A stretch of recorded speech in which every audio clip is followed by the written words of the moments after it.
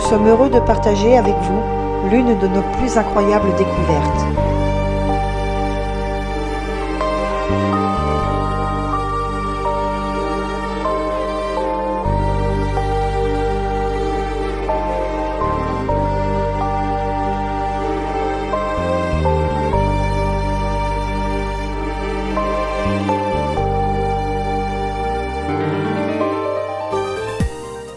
Situées sur le plateau de Gizeh, à 18 km du Caire, les pyramides sont les monuments les plus visités d'Égypte, mais aussi les plus anciens du monde.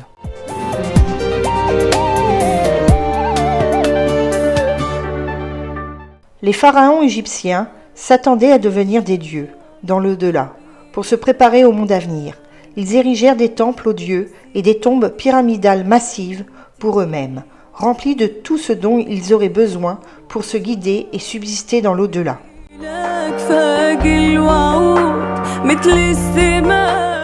Les 3 célèbres pyramides de Gizeh et leurs complexes funéraires élaborés ont été construits pendant une période de construction frénétique, entre 2550 et 2490 avant Jésus-Christ.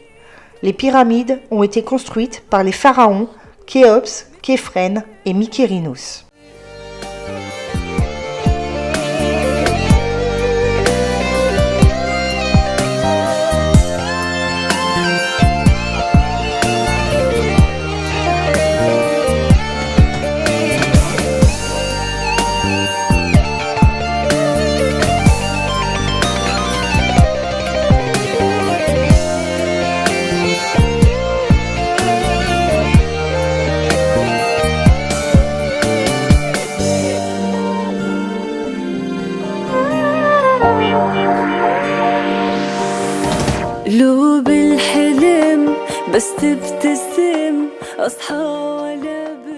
Rapprochons-nous-en à présent, en commençant par la pyramide de Khéops, appelée aussi Grande Pyramide de Gizeh. Complétée autour de 2570 avant Jésus-Christ, la pyramide de Khéops est non seulement la plus vieille du site de Gizeh, mais également la plus massive et la plus grande. Cette géante culminait à 146,5 mètres lors de sa construction et fut la plus haute structure bâtie par l'homme pendant 3800 ans. Elle a certes perdu quelques mètres depuis ce temps, mais elle mesure encore de nos jours 138,5 mètres de haut, ce qui lui vaut toujours le titre de pyramide ancienne la plus grande du monde.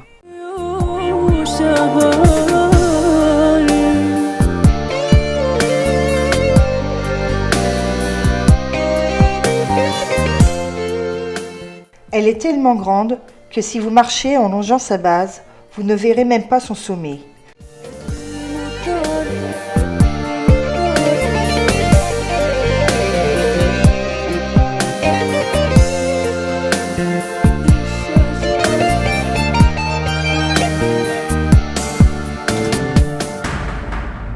Elle fait 230 mètres de long à sa base et 2,3 millions de blocs auraient été utilisés pour sa construction. La majorité de la pierre provenait d'une carrière située juste à côté. Tout ça pour un volume total de 2,6 millions de mètres cubes. Certains pensent que les pyramides furent bâties par des esclaves, comme Hollywood nous le fait toujours croire. Elle aurait plutôt été construite par des fermiers qui étaient employés lorsque leurs champs étaient inondés par les crues annuelles du Nil. Ce qui est sûr, c'est que ces travaux ont nécessité une grande organisation. Des fouilles ont en outre révélé les outils utilisés par les travailleurs ainsi que toute l'infrastructure pour les loger et les nourrir.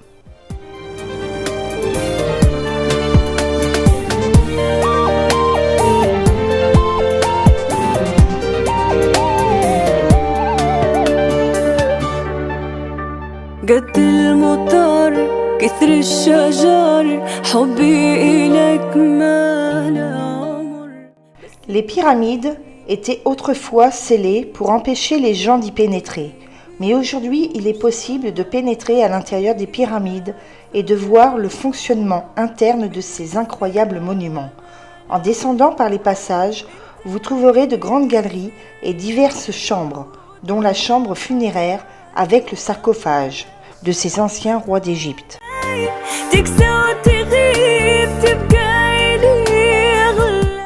Bien que les structures grandioses demeurent, l'aspect extérieur, lui, a complètement changé au fil des siècles. Toutes les pyramides étaient recouvertes d'un calcaire blanc et fin, un revêtement qui permettait de donner aux tombeaux des pharaons un aspect lisse reflétant la lumière du soleil. Les pyramides étaient donc entièrement blanches et l'eau atteignait la base au moment de la montée du Nil, ce qui a donné au site un grand avantage logistique.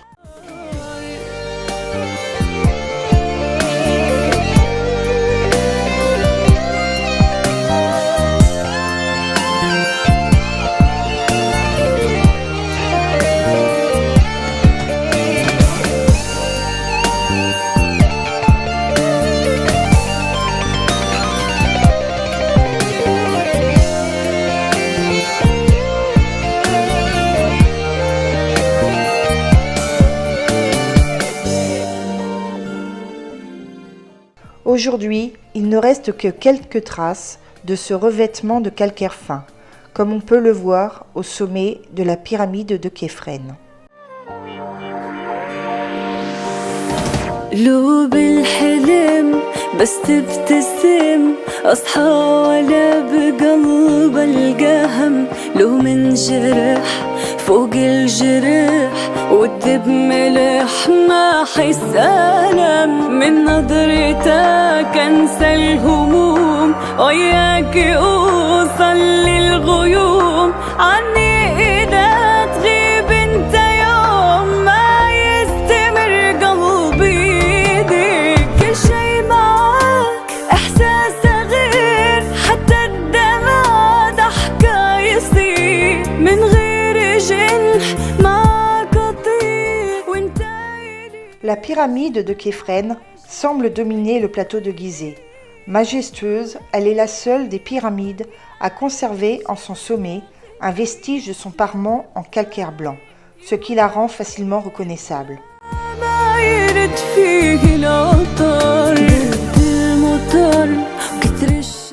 C'est vers 2530 avant Jésus-Christ que Képhren suit la tradition de son père, Khéops, en se faisant construire une pyramide grandiose à Gizeh. Cette pyramide fut construite plus rapidement que celle de Khéops, mais avec moins de précision et des blocs de pierre plus petits. On a aussi l'impression qu'elle est plus grande que celle de Khéops, car elle est bâtie sur un emplacement 10 mètres plus haut, et son angle d'inclinaison, plus accentué, lui donne de l'élancement.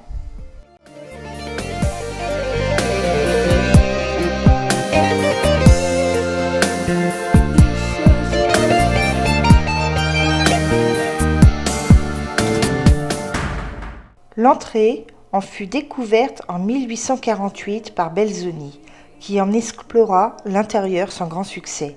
Un sarcophage vide en granit rouge s'y trouvait, et sur les murs de la chambre sépulcrale était une inscription arabe annonçant que le monument avait déjà été fouillé par Ali Mohamed, successeur de Saladin, sans plus de résultats sans doute.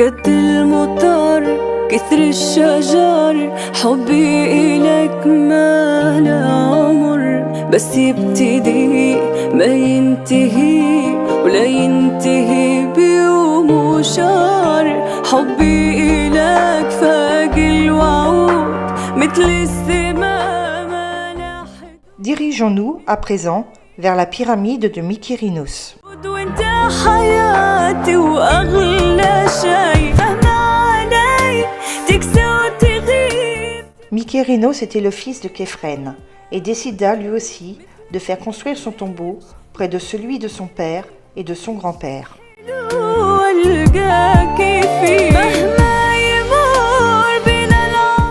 La troisième des grandes pyramides de Gizeh, celle de Mykérinos, est la plus petite, mais elle surpasse les autres par la richesse des matériaux et le fini du travail. À l'origine, la pyramide était recouverte d'un parement de granit rouge d'Assouan pour les 16 premières assises depuis sa base, soit plus de 20 mètres de hauteur, puis de calcaire jusqu'au pyramidion qui a disparu et dont on ne sait s'il était initialement en calcaire ou en granit.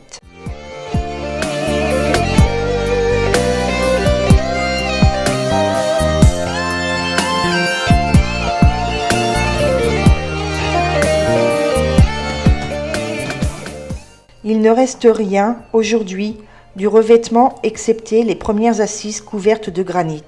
L'exploitation par des carriers du Moyen-Âge des monuments pharaoniques se concentrant sur les matériaux de choix qui étaient le calcaire fin et blanc des carrières de Toura. C'est à cette époque également que date la grande saignée qui éventre la face nord de la pyramide.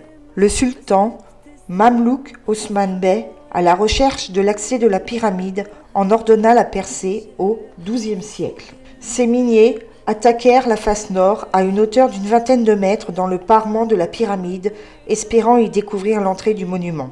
N'y trouvant rien, ils poursuivirent leur chantier en prolongeant la brèche.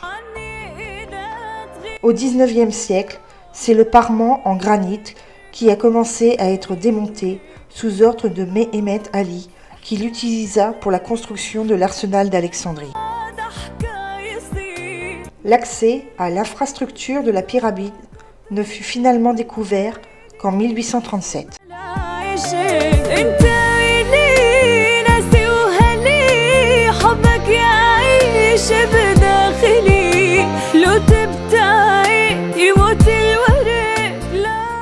La pyramide de Mykérinos avait déjà été pillée par des voleurs à l'époque antique.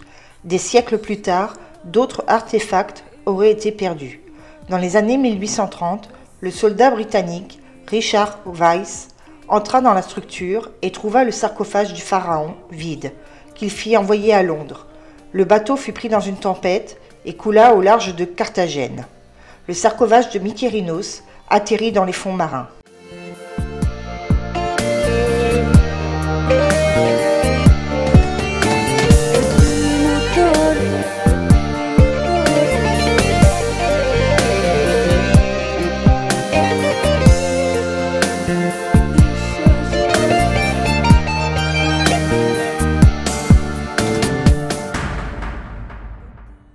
Les pyramides de Gizeh font partie des 7 merveilles du monde.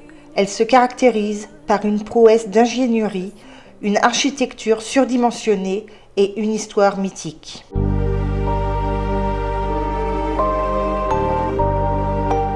Mais chaque pyramide est aussi un complexe funéraire qui comporte des chambres et des temples. Et nous nous dirigeons à présent vers le monument qui est certainement le plus célèbre d'Égypte.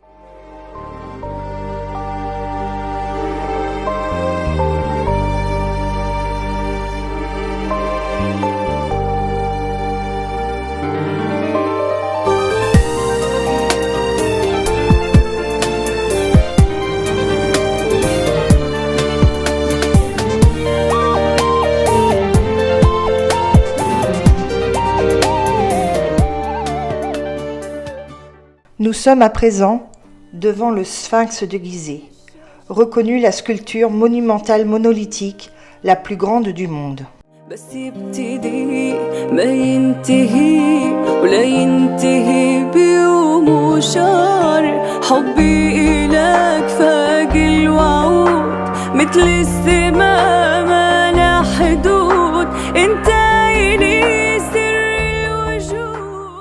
Réalisée vers 2500 avant Jésus-Christ, elle est attribuée à Képhren, l'un des pharaons de la 4e dynastie de l'Ancien Empire, ou à son père Khéops.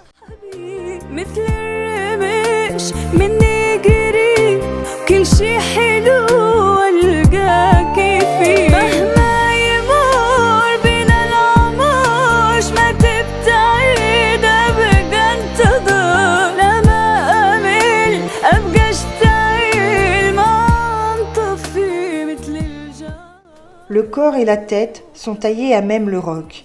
Les archéologues évaluent à environ 1 million d'heures le temps nécessaire pour sculpter le sphinx à l'aide de burins, de ciseaux en cuivre et de maillets en bois.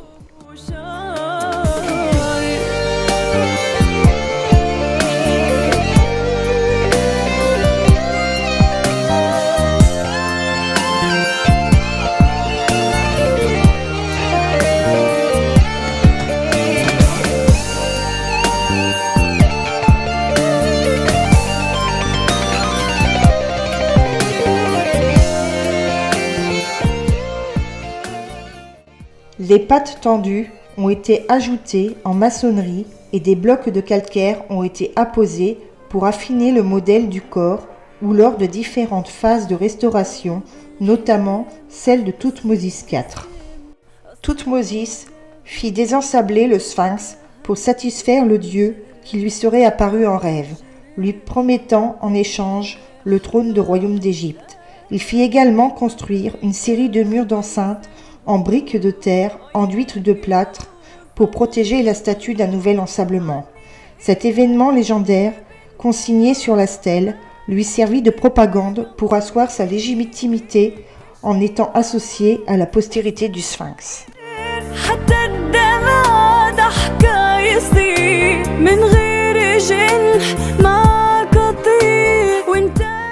On pense que le sphinx assurait une fonction de gardien du site, ou peut-être plus précisément du temple solaire édifié à côté de la pyramide de Khéops.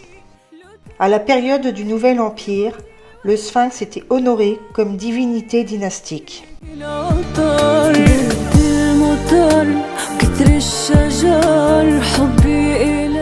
Une légende voudrait que le nez du sphinx ait été détruit par un boulet de canon mal tiré des soldats de Bonaparte lors de la campagne d'Égypte. Quand on connaît le travail effectué par Bonaparte pour répertorier toutes les manifestations artistiques d'Égypte, on se rend compte du caractère purement légendaire de ces affirmations.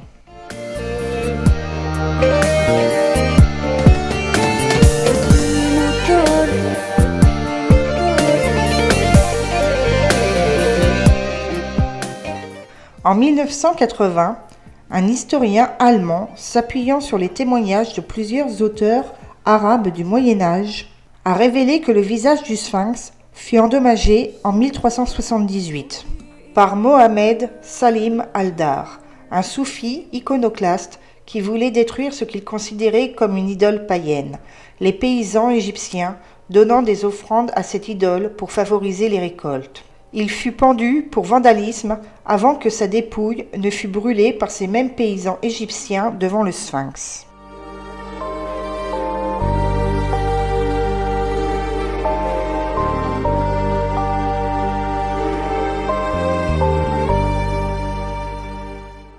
Esplanade sacrée par excellence, le plateau de Gizeh rassemble l'un des sites les plus emblématiques de l'Égypte ancienne. Siège de la seule des 7 merveilles du monde antique encore debout à ce jour et témoin d'un passé de plus de 4 millénaires.